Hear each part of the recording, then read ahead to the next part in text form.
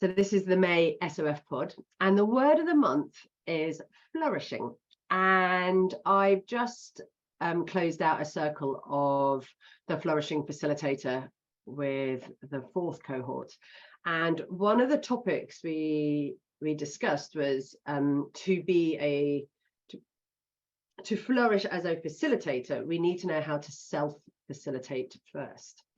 And the language of self-facilitation I read about in The Art of Facilitation by Dale Hunter, and she is a New Zealander, and she's got a really great book, The Art of Facilitation. I recommend it if anyone wants it. And she talks about before we facilitate others, we need to be able to facilitate ourselves, and which I thought was obviously good when I read it and hadn't made the connection. But then I think many of us probably do it in different ways, but just don't name it as self-facilitation. I talk of the language in, sorry, very blunt terms of sort your shit out, because if we're not sorting our shit out, how the hell can we show up and be in service of others? What's really, I find quite interesting in the world of facilitation and training is that we don't need to have supervision. Whereas if you're a coach, a therapist, that's sort of part of the deal if you're going to be working with people. And I'm really curious as to what are people doing? How are we looking after ourselves in order to be of service to the clients, to the participants that we are working with? Because you know intuitively, if not in reality, you are picking up their energy, you're carrying their load when you leave the room, they project onto you, you project onto them. But where do you go to help others? Where do you go to help yourself? Some of you might naturally have supervision because you're also coaches and therapists, but for those of us who are facilitators, what do you do? So how do you self-facilitate? How do you, that self-care and look after yourself? And it just sort of struck me today because we've also got a full moon in Scorpio, and I'm just been talking to one of my friends, Paula, and it's about, you know, letting old things go and making space and dropping those old patterns of behavior. And again, I think that's all about self-facilitating as well. So I just wanted to name that as we start our conversation today with Bodhi, and just to provoke some thought within you, because I'd be really curious. Feel free to write it in the chat box. If you've never been here before, go into the chat box. Feel free to start sharing your thoughts. But it'd be really interesting to hear who does have supervision, specifically because they're coming from the space of as a facilitator or a trainer. I'd just be really curious. But today we are joined by Bodhi. Now, Bodhi is someone I got introduced to via Rich Bellas, who's also on this call today. So thank you, Richard. And Bodhi, I consider him like now one of my elders. You might not realize that, but he's definitely one of my elders who I can learn from, and he's full of wisdom. And his thing at the moment is to talk about the masculine and the feminine energy. And both of those words are quite big buzzwords, I think, at the moment, is what I hear in and around our space, and in some instances, the corporate space. I think the corporate space is still trying to work out what that actually means to them. So I said to Bodhi, can he come on and can we have a conversation about it today? And what does it actually mean from his perspective? So I'm going to try and work my magic. Is it spotlight or pin I have to do? I'm asking Simon Rawlings at this point because Simon always knows. Is it pin or spotlight? A spotlight. Brilliant. So let me just bring Bodhi in. So Bodhi is normally based as well in Australia, but he is here in the UK, hence why I've also managed to get him as the guest today, because the time zones absolutely work. So welcome, Bodhi. Good to see you. Thank you so much. It's great. I fly home tomorrow after 8 weeks, so pleased to be here, guys, to spread the love. Thank you. So, Bodhi, how would you describe who you are and what you do? Just a bit of an intro. Yes, I was wondering how we were going to do that. I guess there's many different ways. And as you mentioned, you know, I talk a lot about the hero's journey and the heroine's journey. Yeah, and bring in the masculine and feminine. Yeah, and we'll explore that as much as we can with a short time today. And I guess my hero's journey, you know, my first career for 20 years was as a lawyer, And the reason I did that is mum said, go and do law. And so like a lot of good boys, I decided to do that. And then 20 years ago, I transitioned into coaching and facilitating. Right. And that was when I brought a coach into my business, my legal practice in Australia. And she said to me, you're not that passionate about being a lawyer, are you? And it was like, So the last 20 years, I've been facilitating coaching around the globe. My wife and I are here. We've been married 39 years. We've been together over 40 years. 10 children, 10 grandchildren, 4 children. And yeah, my hero's journey has been exploring this for myself and with my clients, a lot of these topics. Yeah. And today I'm going to pretty much hand over the session to you, because when we were doing interviews, but it just felt right to hand over the session to you. So what do you need us to know about what's going to happen in the next 40 minutes? Yes, I know. That's right. Well, the first thing is a bit of housekeeping, and I noticed you mentioned. So one thing I'd love everybody to have is a blank piece of A4 or letter-sized paper, which we'll use in a minute if everybody could find that and have that ready for when we jump into it. Mm-hmm. And the other is, as you touched on, Kirsty, the opportunity, guys, is to really get rid of your other distractions. I'm going to invite you all to be present until 10 today. And I'm going to invite you all to have your screens on and be in front of your screens. Yeah. So if you've got other things you have to do, it's best to listen to the recording, because we're building a field here together. Yeah, I'm going to take us into a bit of presencing. We're building an energetic field. And as you know, as facilitators, the power of the field will give you your outcome. And if people are in and out, email, breakfast, yeah, all those sorts of things, then we lose the energy of the field. So it's an invitation. You're all adults. Again, if you can't make it and can't do that, then I'll just invite you to listen to the recording. And as Kirsty mentioned, it's a big topic. And there were 2 key areas I was going to focus on and see how we go today. And the first is the communication of the masculine and feminine. And the other is the energy of the masculine and feminine. And I'm definitely going to lean into the communication, and we'll just see how we go for time, because as facilitators and my discussion with Kirsty, I want to make this interactive. So I want you guys to get the opportunity to connect. We'll do some breakout rooms. We'll do some short sharing. And again, that's why I'd like you to be as present as you can for your colleagues to get the most out of this. And yeah, they are big topics. So the first thing I'd like to do is to basically, before I do a meditation, just show you a little filter. The thing I am mindful of before I do that is I'm mindful that none of what I'm going to share with you today is rocket science, guys. Yeah, you've seen a lot of this in many different ways as facilitators on your own personal journey. Yet we haven't done this together. So I'm going to invite you to bring fresh eyes to this. You're going to go, I've seen that, I've done that, I know that. That's okay. That's part of it. But the fresh eyes as a group to experience this together will give you an experience. So again, I'm particularly mindful of facilitators because obviously you're all trained and experienced. And the first thing I wanted to share, just to give us a little framework, a couple little frameworks to help us. I've just got to make sure I can share. Is that up, Kirsty? Yes, it is. Right. And again, I just want to give us a couple of contextual frameworks around communication and relationship before we jump into the masculine and feminine. And again, you've seen this all before in many different ways. You know, the 3 key ways that we interact with the world, the 3 key ways we make decisions in the world. Yeah, one is at a thinking level, one is at a feeling level, one is at an intuitive level or a knowing level. When we're in our thinking, our decision making is very much driven by data, very much driven by process and information. We all do all three, yet normally we have a preference for one or the other. The example I use is if you go to the restaurant and order from the menu, if you're a thinker, you're probably going to read the menu, you're going to check the price list, you might do a calorie count. It's going to be a very thinking exercise.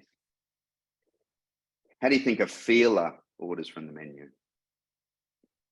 And again, I might get Kirsty and Rich and Margarita to jump in a little bit. Everyone's welcome yet in the context of keeping the flow for today. Kirsty, how does a feeler order from the menu? I'm a feeler, so it's like, what do I feel my body wants? Which might also be a bit of intuition, but I often notice what it is. Yeah, and as Amy said, what they fancy. Yep, yeah, exactly. Yeah, Kirsty's monitoring the chat. It's a feeling experience. What do I feel like? Yeah, may look at another meal. Yep, it's a sensory experience. It's a very different experience to the thinking. And the intuitive person, yeah, it's usually very quick. It's a gut feel. Yeah, give me the seafood, give me the veggie. There's no right or wrong. It's just fascinating when we look at communication, yeah, and then we look at it through the masculine and feminine. And today I'm going to do a lot of generalizing, guys, because we've got a short period of time and I've got a whole bunch of facilitators. Yeah. And so I'm going to invite you to just give me a bit of permission to do some generalizing. The interesting thing is that intuitive people make decisions very quickly. Thinking people need the data, feeling people take their time. If you attempt to think your way through today, you're going to get a headache. Yeah, my invitation today is to park your analytical thinking, just to give it a rest for the next 40 minutes. Give yourself the experience. I'm going to stay on at 10 o'clock with Kirsty for any questions, any other information. I've just done a recorded series on the masculine and feminine. Kirsty can give you details around that. Yet what I notice is because we live in this binary world, because we live in this very, black or white world, the thinking mind can take you in different directions. Nothing wrong with it. The Hindu saying is our thinking mind is a fantastic servant. It's a terrible master. Yeah, it's an essential tool, yet just notice if it's in overload. The other thing I'm going to invite you to do is to give this session for you. I know you're facilitators. I know there's a meta opportunity for you. Yeah, thanks, Kirsty. I know there's a meta opportunity for you, and you can go back and look at the recording. Yet, as you know, as adults, the only way we learn and grow is through the experience. You could understand everything there is about the masculine and feminine, yet like any, understanding being a facilitator, you learn, the first few sessions that you run. So as much as there's a meta opportunity for you today, I really want to give you the opportunity to park your thinking, give yourself an experience and start to feel some of this. Start to get a sense of what it's like for you.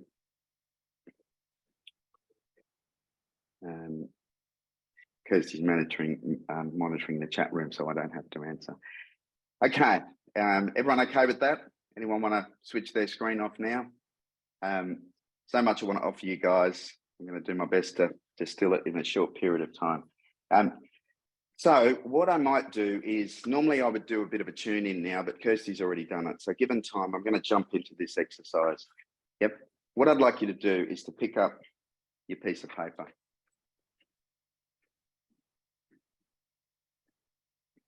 Now, when it comes to communication and relationship, as you know, the fundamental piece to communication and relationship, and when we're working with clients, when we're working with organizations, a lot of people get us in to help with communication and relationship. Yet it's interesting because communication and relationship starts with the communication and relationship you have with yourself. 80,000 thoughts a day, most of them are negative. That inner critic, that not good enough, is running all the time. So as a leader, as a facilitator in the work that you do, if you're not aware, as Kirsty mentioned, about self-regulation, self-facilitation, you have the way you communicate with yourself and the way you relate with yourself. And again, we're not going to have time today to dive into the emotions, which is a key part of facilitation. a key part of the masculine and feminine. The most important communication tool you have with yourself is how you feel emotionally. It's giving you information in every moment. And that's why being present as a facilitator, being present in your space is so important, because that impacts the rest. And this exercise is about the way we communicate and relate with each other.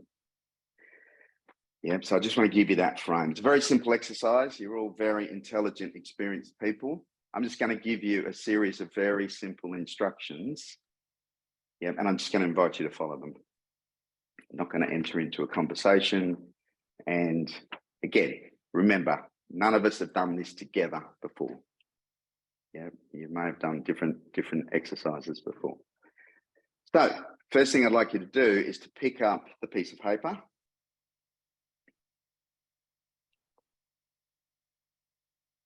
And now close your eyes. And fold the piece of paper.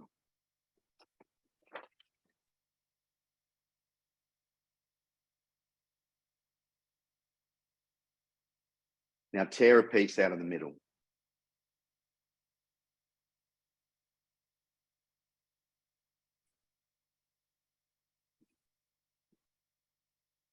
Fold it again.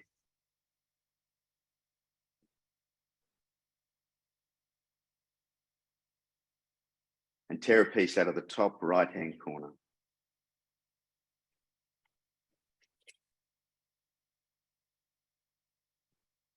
Fold it again.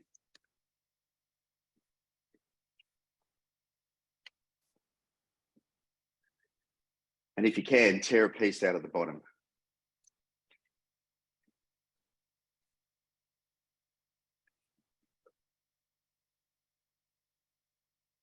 And keeping your eyes closed, I want you to unfold the piece of paper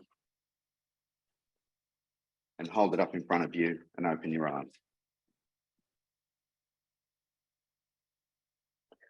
Wow, what happened there? What happened to Rich? Were you in a different room, Rich? Boy, oh boy. Ronco, you've done this before with me. Boy, oh boy, is anybody the same? I can't tell. Can you see Kirsty? Looks like everybody's different. It is looking that way, and not a surprise, I'm guessing. Well, who got it right, Kirsty? We all did. But what actually happened? I just want to thin slice this. And again, I know you're a master facilitators. Yep.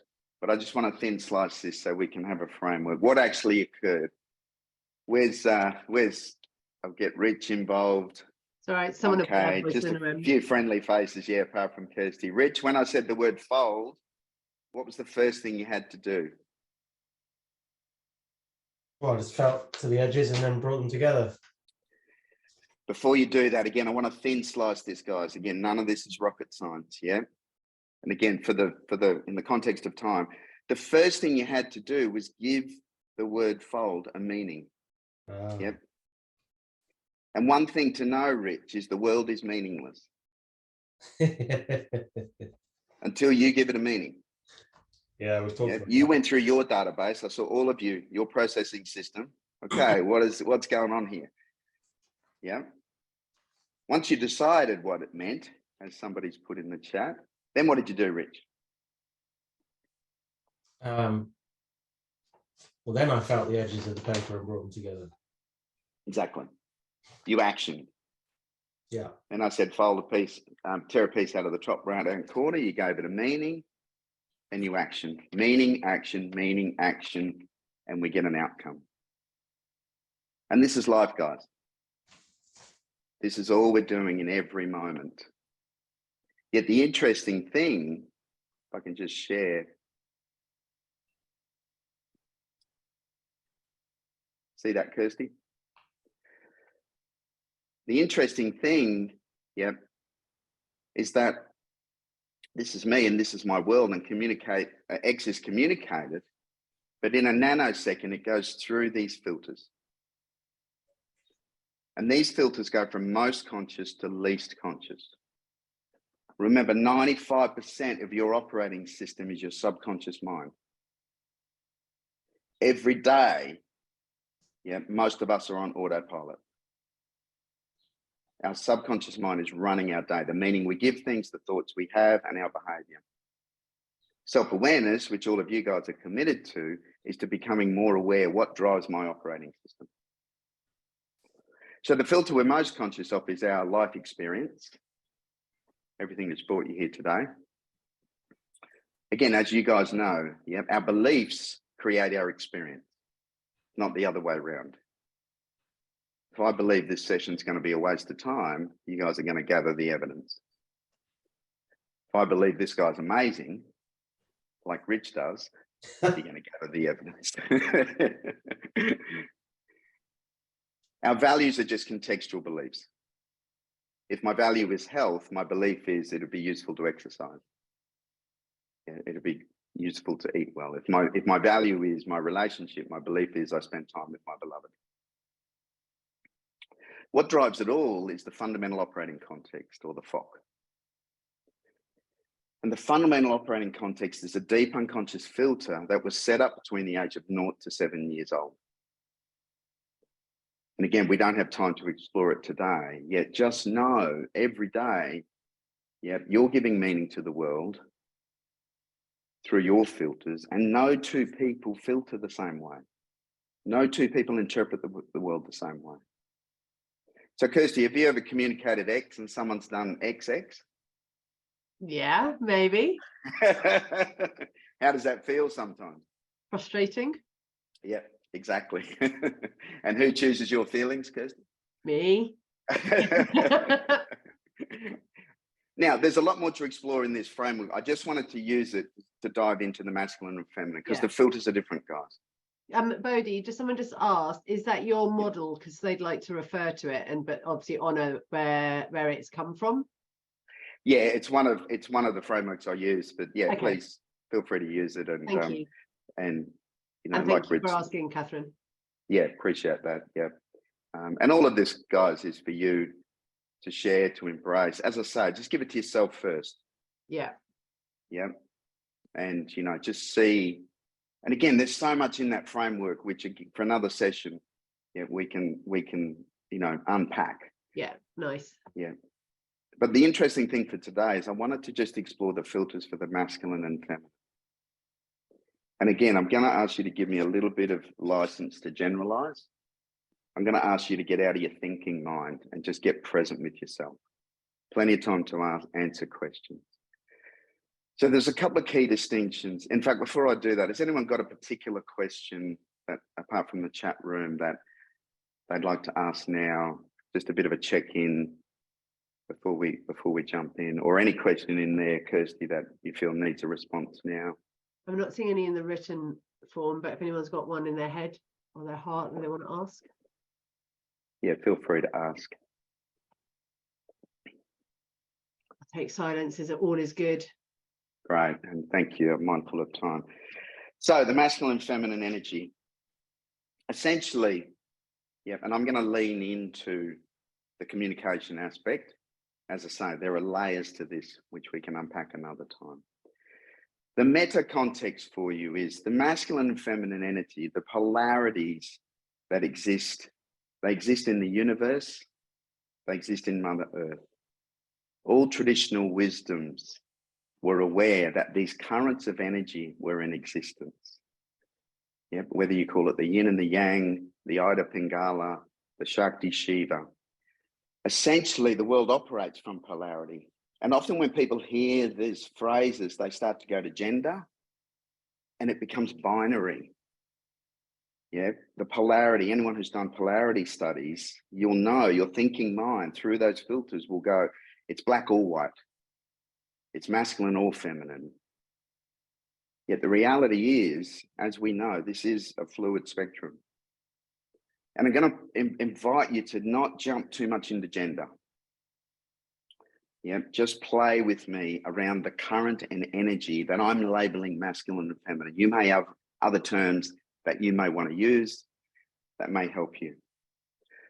What happens though is that the universe, if we look at Mother Nature, Father Sky, Grandmother Moon, yeah, these were all defining the currents. Yeah, and the North and South Pole are the polarity of the Earth. So for you to be a fully integrated facilitator, you've got to be aware of your polarity. Yeah, and also where you predominantly reside. Because most people predominantly reside more in their masculine energy or their feminine energy. It's not right or wrong, it's not an absolute. Yeah. And from that energy, this is where you get to express the spectrum. And what occurs is that anyone who's in a relationship, yeah, with the opposite sex, you'll start to see how that polarity, yeah, that's a big part of the attraction. Yet it's within you as well. Yeah, and it's in same-sex relationships, it's in all of the different aspects. And the way it plays out in communication, again, is this making sense? Kirsty, Rich, anything you want to add? Ronke, Margarita? We'll go, keep going. Great. So the feminine energy in the universe is everything that flows, everything that moves. It's like the ocean. Yeah, the ocean can be wild, can be calm, can be stormy. And the masculine energy is that which presences the feminine. It's the consciousness. The example is, it's the river and the riverbanks. Yeah. So the river, the feminine in you wants to keep flowing. Yep. And the riverbanks, yep, is the certainty. And how this plays out is the essential driver for the feminine energy is connection and love. Connection and love, connection and love, connection and love. Constantly flowing, constantly wanting connection. The essential driver for the masculine is freedom. And this is where it gets tricky. And again, I work a lot with men, with male leaders, because the distortion of all of this can occur as well as the healthy version. Yep. You can imagine that for young men, freedom is about sitting on a mountaintop, going to India, yep, getting rid of worldly possessions. Yep, that's actually not the integrated freedom. And connection for the feminine, again, if you allow me to generalize, in a heterosexual relationship with a man and a woman, yep, the feminine is constantly looking for connection. Yet the masculine often doesn't know how to hold that feminine, because the feminine will be calm, will be wild, yep, will be all the different energies. The feminine wants to reveal itself. Yet to do that, it needs to feel safe and be present. And again, working with men, that's a big part of, you know, men who are in their masculine. It's a big part of how can I presence the feminine? The deepest desire for the feminine is often to be presenced. Yeah, the deepest desire for the masculine, yeah, is to come from freedom from within. So again, you know, plenty to talk about here, yet I'm mindful of how this then applies in communication and how it applies to you as facilitators. So that's a bit of a meta distinction. And again, plenty to unpack, plenty to explore. Notice where you're at with that. Come into your body. Yep. Check in for yourself. Yeah, notice if you're going into your thinking mind, notice if you're projecting into the world, into the absolutes, into the polarity.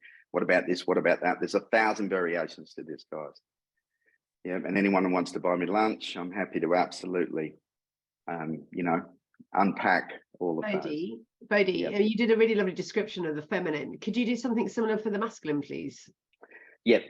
So the masculine, and I'm mindful there's a question there. Yeah, it was about, and Anna, thank you for putting that question in the chat.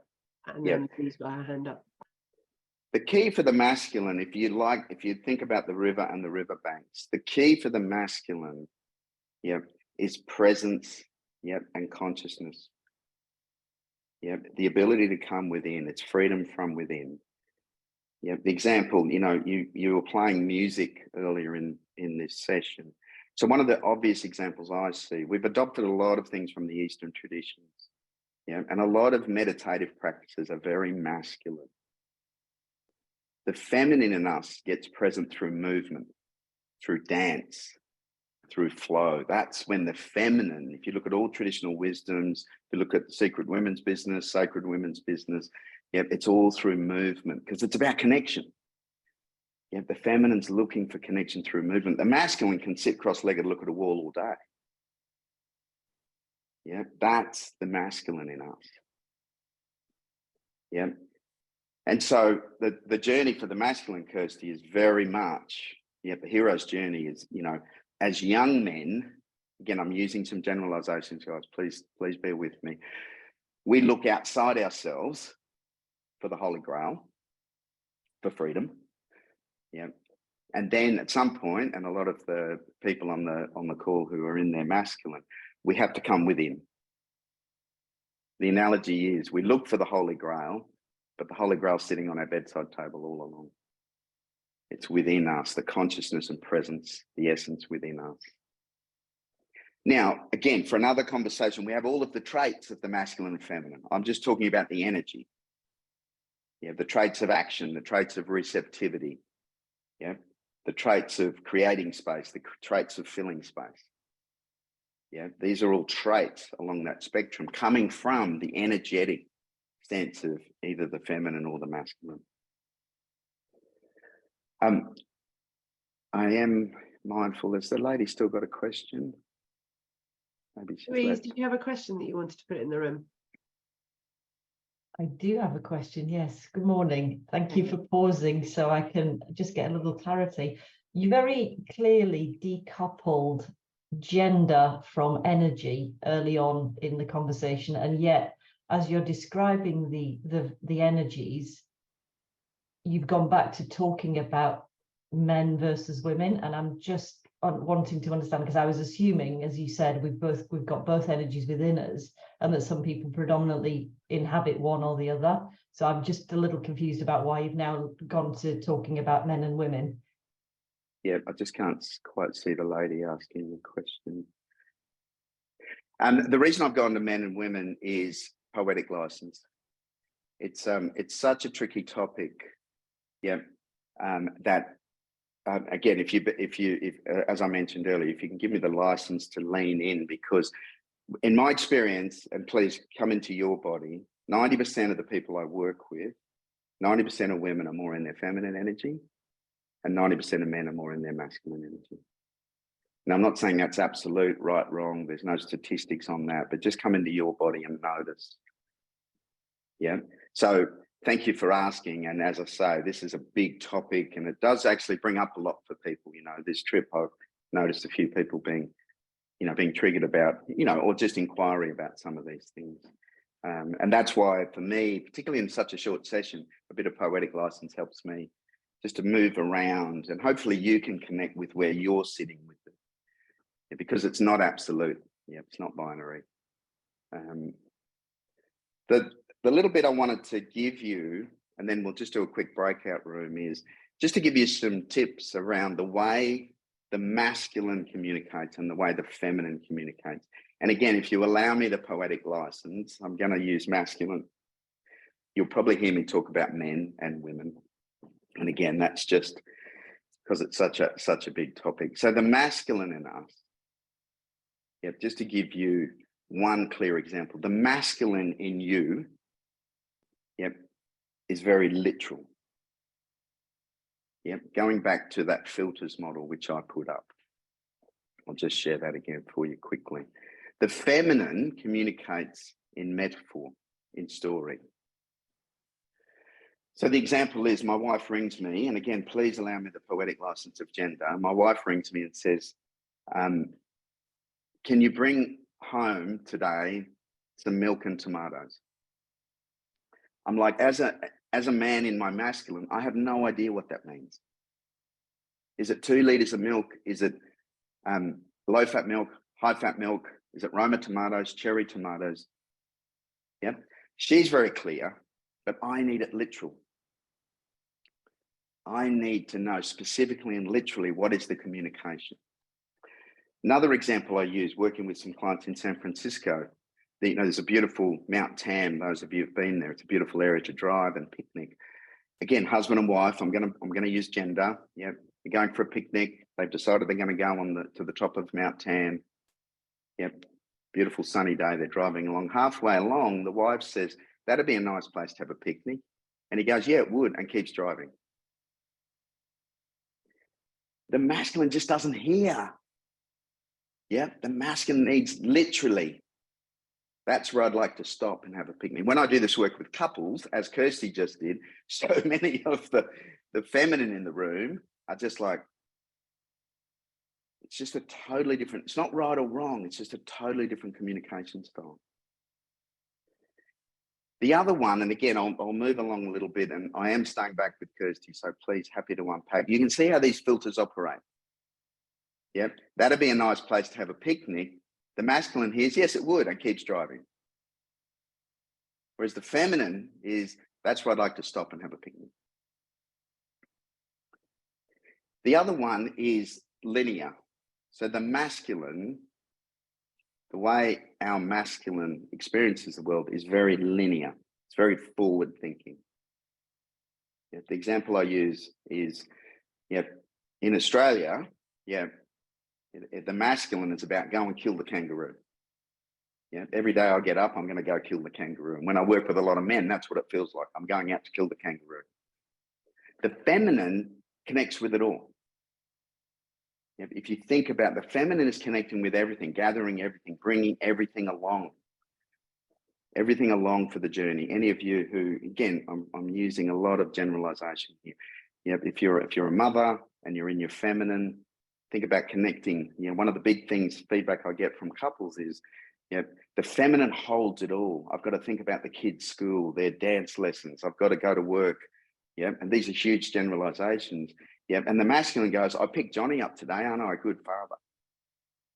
It's like, really? But what about all the things that got Johnny there? My dad used to cook a meal on the weekends because he was in London the rest of the week, and then he'd need praise that he'd gone and created this amazing meal, and literally stand there. And I remember once my mum just went, "For fuck's sake," she said, "I cook 6 days of the week. He cooks 1 day of the week and he needs like a bloody gold star." And she goes, "And I'm just doing it all the bloody time and holding down a full-time job." It really sticks in my memory. I can even see where it was happening, and I didn't understand probably the background to that as you just described it. Yeah, does that make sense, Kirsty? Can you see how? And again, like you think about, even, there's a whole conversation about the workplace and all of that around. So these are some of the nuances. And again, so much to unpack. The other interesting thing around problem solving, and we all know the issue with men wanting to fix, and, problem solving and mansplaining, etc. Yet what's really interesting is, again, the feminine solves problems different to the masculine. So the masculine in us, if we're wrestling with a big problem, we need to go into our cave. We need to unpack it on our own. We'll go into our cave, a metaphoric cave. And then what we'll do is, if we can't solve it, we want to find the expert. Who's the expert that can solve this problem? Whereas the feminine, and these are generalizations, the feminine in us wants to talk it out. I want to ring my girlfriends. I want to ring my mum. I want to talk to you. Let's unpack it. Let's talk it through. And again, I want you to bring this into yourself, maybe into your life, but this is what's going on in the workplace, guys, every day. These traits are showing up every time I run a facilitation. Strategic planning. If you've got people in their masculine, they're all about 5-year goals, 3-year goals, KPIs. It's all linear. It's all literal. The feminine in us is all about, what are the relationships going to be like? What's the connection going to be like? I don't need to think about 5 years. I want to know what the experience is going to be like. And as facilitators, if you're not aware of your polarity, and if you're not aware of what's in the room, you're missing a trick. Can I share something, Bodhi? So yes, please. I was in a really masculine dominated world in the drinks, in the alcoholic drinks industry, first Bass, then Guinness and Diageo. And I was a tomboy, really happy to sort of hold my ground, so probably playing into the masculine. But I always found questions like, where are you going to be in 5 years' time? What are your goals? I just rallied against those all the time and got told I was being disruptive, that I couldn't do numbers, that you know, these are all my weaknesses, but I was really great on the people piece, but I was always fighting my feminine energy. And it's only probably in the last 5-6 years that has been something that has relaxed. And I'm just wondering whether there was a lot of conditioning that was happening for me. So child of the 70s, you know, being told the linear approach to life, GCSEs, A levels, degree, job, marriage, house, car, you know, succession planning, yada, yada, yada. And that never felt right, but I didn't know why. And just you even just naming some of this, it's like, oh. And I just wonder if both for everyone in this room, is like anyone else recognize some of that, and whether that sort of conditioning had happened for themselves as well, and just how it now sits and shows up. And I will come back for another session with Kirsty and talk a little bit about the energy that sits under this. Again, given the context of time, I just wanted to so anyone else experience that? Anyone else had that? It's coming through the chat quite a bit. Okay, great. Anyone want to share? Yeah, anyone who's written in the chat, or even just as you're sitting there listening, it'd be really lovely to hear if you're okay to talk. Go for it, Mr. Rollings. Yeah, I just put in the chat that, like, I remember, like, as a teenager particularly, like being involved in, I was quite sporty, so I was involved in like all the school, like football team, rugby team, all that sort of stuff. And it was, you know, I look back now in horror at the stuff that I just kind of went along with about kind of stereotypes and all that. So particularly kind of if anyone was perceived to be perhaps having that feminine energy, and therefore, and at the time it was kind of in the early 90s, no one in my school was out as gay. And I guess that was probably a product of the time, sadly. And you can understand why, because it was seen as a really negative thing as a male, which is obviously, you know, I honestly look back and it's just shocking how that was okay. Well, it was obviously it wasn't okay, but like how it was just like the norm. And now, like, people that clearly were gay back in school, who I'm still in contact with, who are now thankfully openly gay, you just think, God, like, what was there? You know, it genuinely, I sort of, to this day, I sometimes just have moments where I'm just like, I shudder, because, I'm not absolving myself of the responsibility, but it was definitely exacerbated by the that sort of peer group pressure of what it was to be a male, and that sort of masculine energy. So yeah, that for me, that's a sort of a horrible period to look back on. Thank you, Simon, for sharing so openly. Yeah, thank you. Cool. I've just seen in the chat box, Margaret Davis. I just want to read it out. I was training this week very much from my yin energy, and I know Margaret, so she's got amazing feminine energy, compassion and connection, but I had structure and direction. I realized on the second day that the men were getting a bit tired and bored, and they needed more task and activity. Is that an example? Would you say that's a great? Yeah. Great example, Margaret. That's exactly it. Yeah. You know, the thing with the masculine is the masculine needs scaffolding. Scaffolding. Yeah. The masculine in us needs some scaffolding. Yeah. We've got to have something to lean into. Okay. Yeah. That's the whole freedom within a framework. Give us the scaffolding. Yeah. That's like the riverbanks. Then we can flow. The healthy masculine. Yeah, the healthy integration in the masculine and feminine. We need a bit of scaffolding, as Margaret pivoted, is like that. We need a bit of that. Yeah. Yeah. And then if we're willing to be receptive, to be open, to be vulnerable, we can flow within that. But without that, you know, and I know Anna and Carla on the call, they work a lot with the women in business. Yeah. And for a lot of men in business, without that scaffolding, it's really scary. Yeah. And the flip of that, as Amy said, so what does the feminine energy need? The feminine energy, it's interesting for the feminine. So the big thing I see in the workplace, and again, just tune into your own feminine energy. So the feminine energy connects and gathers it all, yeah, but essentially needs to have a safe space that's held for them. Yeah, so they need the container, but what often happens is, as a generalization in the workplace, men fill the container. Women, can create the space. Our masculine can hold it, but then it's filled. You think about team meetings, you think about the boardroom. Yeah, one of the big things, and I know a lot of you train this, is when you really understand boundaries, from the inside out, you start to realize how the feminine's boundaries just get trampled on every day in the workplace. Yeah, because it wants to be receptive, Kirsty. The feminine wants to be receptive, but needs a safe container within themselves and also within the workplace. Anna, a great question again. Is the scaffolding the corporate world and rules, or their family wives, or both? Well, the scaffolding it can be all of that. So, and again, we can talk about the corporate scaffolding, but if you think about strategic planning, given that we've spoken about it, for the masculine, we need a few anchors. Yeah, we need a few anchors in place, the scaffolding, and then we can explore. Again, if we're integrated, we can explore how we get there, what's going to look like, those sorts of things. If we think about it in our family lives, you think about the structure, scaffolding being structure. Yeah, a lot of the masculine needs a level of structure. Yeah, which again, for the feminine, again, gender, non-gender, yeah, can be quite frustrating. Yeah, you think about, and sometimes, Anna, it plays out on the weekends often. You know, that you see, and again, we all do this. It's not about gender, but think about people who like to be in control of the to-do list. Yeah, that's a distortion of the structure. Yeah, the weekend, every micro minute of the weekend's planned, as opposed to the feminine just wants to go, I just want to chill, I just want to flow. Yeah, and I just take it easy for the morning, for example. I'm obviously, we're not going to get to a breakout room. That's all I'm right. happy to stay on, but I'd like a couple more questions, and any feedback if this is Anna's put in mowing the lawn. Excuse me.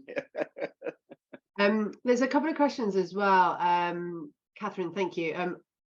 Can you clarify the bit about the part of the safe container that then gets filled by the men, like that's once you stop dying. And then Toby, the same again, like the container is the riverbank, which you describe as masculine. So is the feminine the expression? And I just took that to be the water, the movement of the water, the texture of the water, the color, the energy that the water brings. Exactly. The safe container, and again, please jump in, guys, because you guys are all experienced facilitators. For me, if you think about a team meeting, or if you think about team building, often the feedback I hear, and again, you guys do this every day, is that if you think about a team where there's, let's say, 3 or 4 people in their feminine and 4 or 5 people in their masculine, the feminine very much wants to create the space, create the connection, and create the opportunity to flow. But often it's not safely held, because the masculine will jump in, the masculine will mansplain. Again, this is the distortion of the masculine. I'm not saying this is the healthy masculine. How many times you think about it yourself?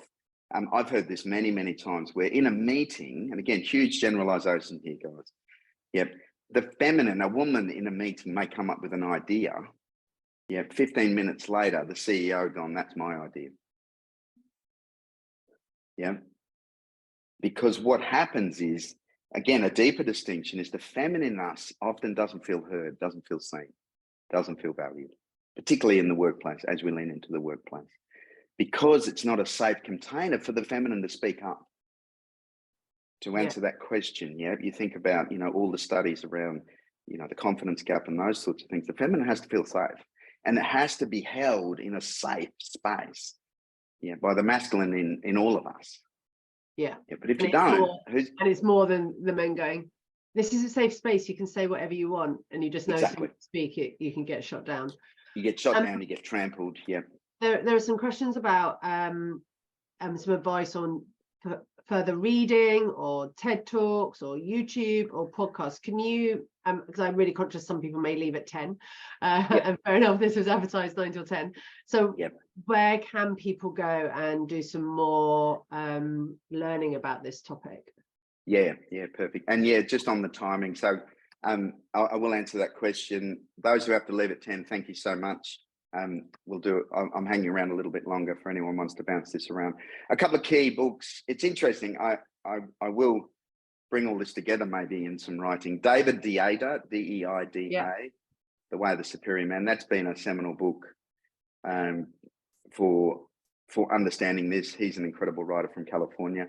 There's some incredible books for men.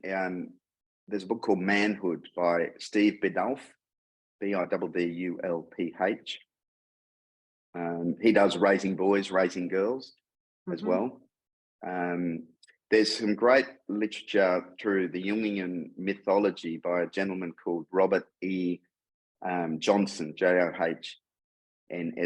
He writes a lot about he, she, and we. Really, really fascinating about the hero's journey, the heroine's journey. And there's me. So please. There is you. That's right. If you want to know more. They can go to your website and sign up for the newsletter as well, can't they? Yeah, absolutely. And just on that, what I've done is I've recorded a 10 video series on the masculine and feminine.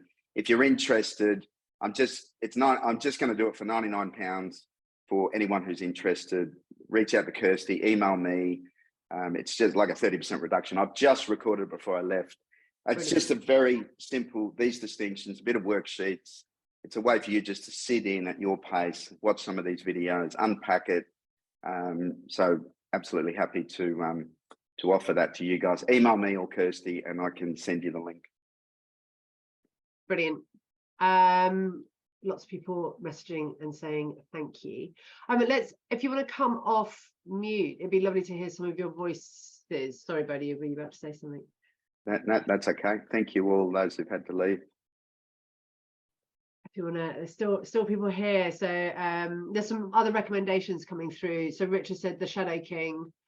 Toby, John Wineland. John, is that how I say it? Winland? On Instagram, great source of relational stuff. Julie, oh yeah, this is Mowgli. I work for a 100% female organization, and interestingly the CEO just hired a male consultant to help us do our KPIs, OKRs, and push us forward because we couldn't do it ourselves. Or maybe it's the belief that we were not doing it the right way. Yeah, fascinating, isn't it? It's fascinating and I know you as an organization, Julie, and you're doing it the way that's right for you. So I'd love you, if it's okay, feel free to come back to me privately at some point and let us know how it goes, bringing in some that masculine energy and how it supports you. What other questions do people have for Bodhi at this time? Yeah, please feel free. Again, I'll come back and we'll do a little a movement exercise around the energy. Margaret, I see your hand go up. Yeah, thank you, Kirsty, for seeing it.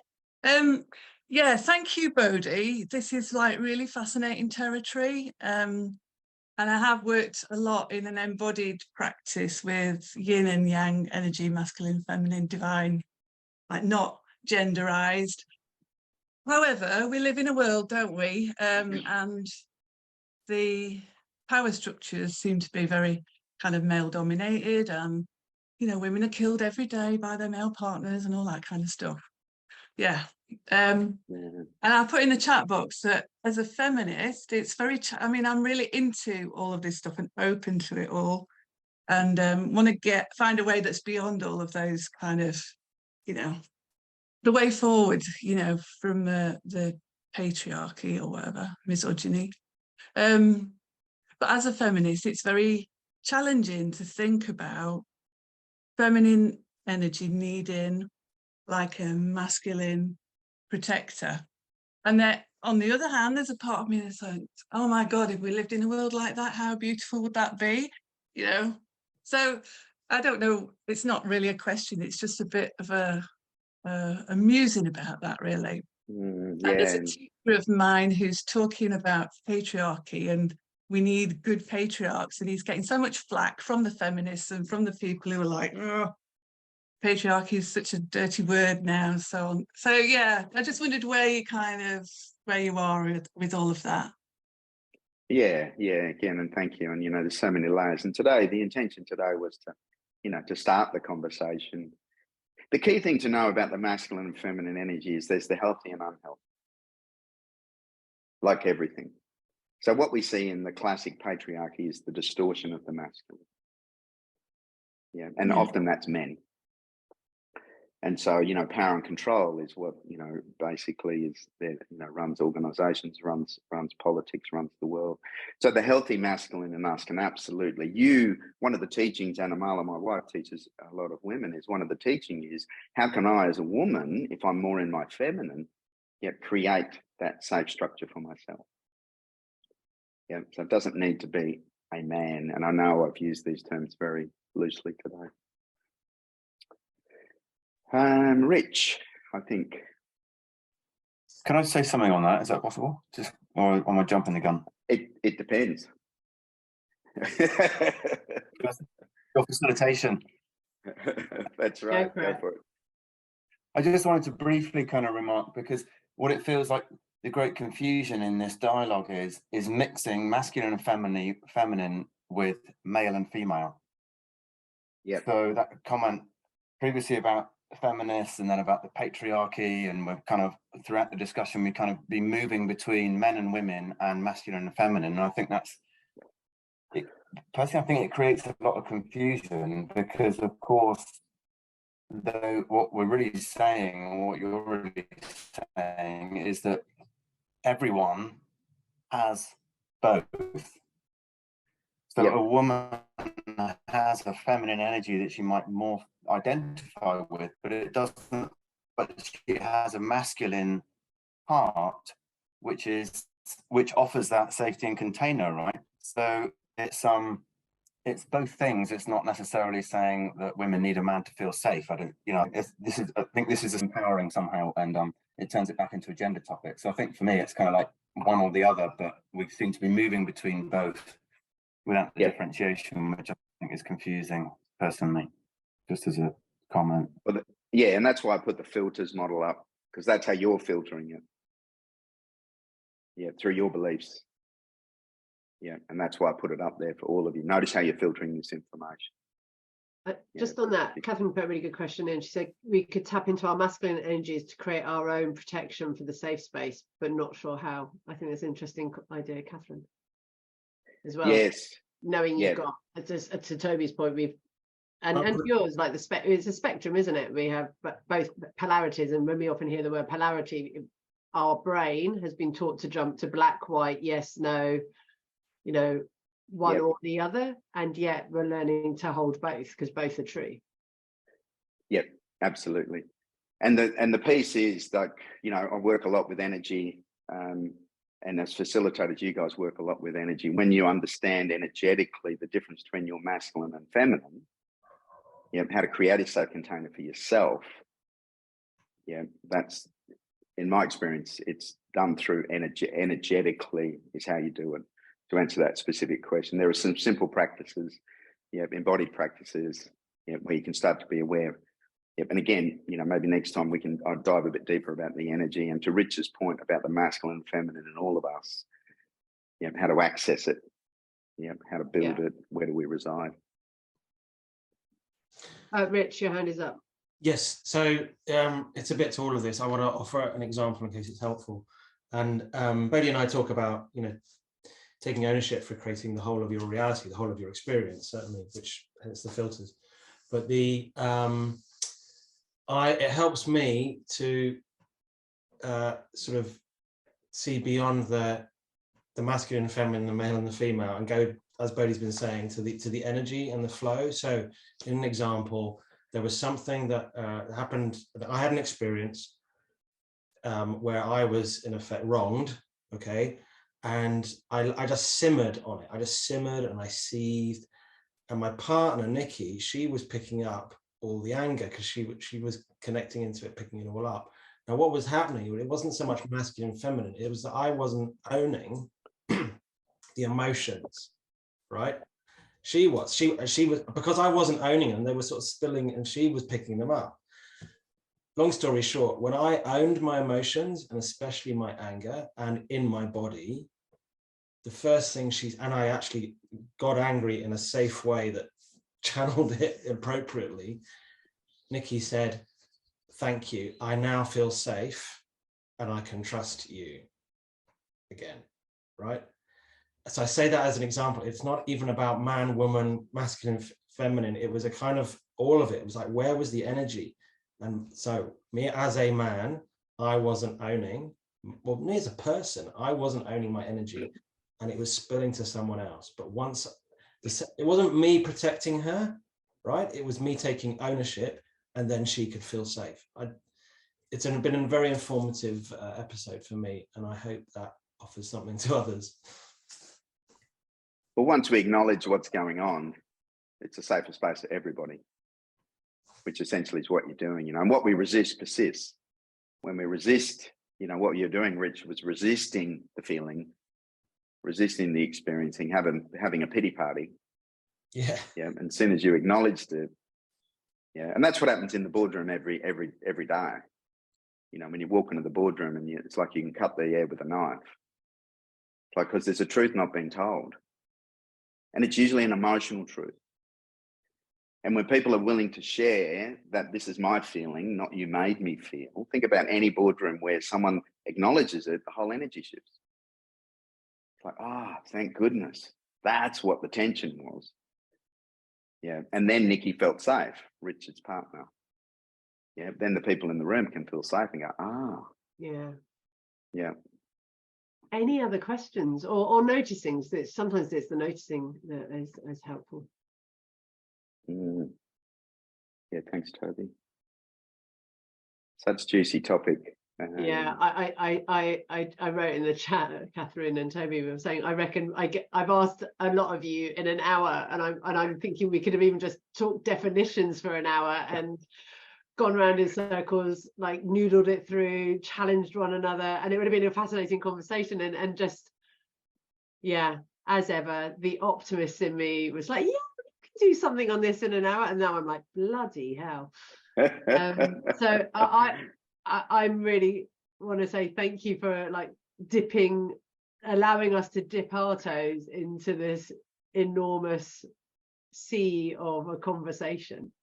And firing us up. I've never had so many people stay on past the hour. That says it to me as well. Like the curiosity, the desire to know more, the enthusiasm for this, and as people are saying, that food for thought and lighting that fire. So and just on that, Kirsty, the thing to know, everyone, this is going on in every room when you're facilitating.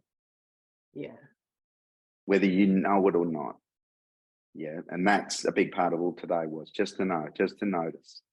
Yeah, however you label it, as Rich said, whether it's gender, whether it's energy, whatever, it's going on. And as a facilitator, if you want to expand your polarity, and give your clients a bigger experience potentially, or a different experience, just know, this energy is going on, and you can hold it, and you can be mindful of it.